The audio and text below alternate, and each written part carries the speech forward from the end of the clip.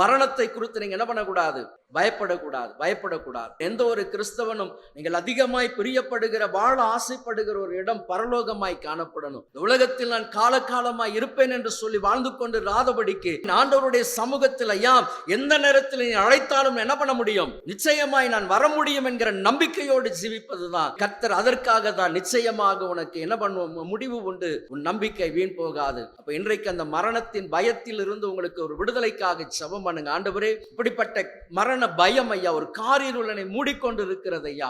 என்னால் சரியா நிம்மதியா இருக்க முடியல, சந்தோஷமா இருக்க முடியல, மகிழ்ச்சியோடு இருக்க முடியல. இந்த அழுகையின் பள்ளத்தாக்கிற்குள்ளாய் நான் இருந்து கொண்டிருக்கிறேன் என்று சொல்லலாம். கர்த்தர் உங்களுக்கு விடுதலை கொடுக்கிற தேவன். இந்த பயத்தை கொண்டு வருவது பொல்லாத பிசாசு. மரணத்தை காரியத்தை காண்பித்து உங்களுக்கு பயத்தை கொண்டு வருவது பிசாசுடைய கிரியை. அதிலிருந்து ஜெயம் எடுக்கும்படி ஆண்டவராகிய இயேசு கிறிஸ்து அந்த வழியாக கடந்து போனார். அவர் மாதிரியாய் இருக்கிறபடியினால் ஆண்டவரே, நானும் இந்த மரண இருளை கடந்து செல்லுவேன் ஐயா. நிச்சயமாக எனக்கும் கர்த்தர் ஒரு நல்ல வாழ்க்கையை வைத்திருக்கிறீர், ஆசீர்வாதமான காரியத்தை வைத்திருக்கிறீர். உண்மையின் வீழ்த்தெழுதல் நிச்சயம் நான் பங்கடைவேன் என்கிற நம்பிக்கைக்குள்ளாக வரும் பொழுது இந்த மரணம் பயம் என்பது ஆமென் உங்களை விட்டு அகன்று போகும். ஆகவேதான் யாரும் மாதிரி அல்ல, இயேசு கிறிஸ்துவே நமக்கு மாதிரியாய் காணப்படுகிறார்.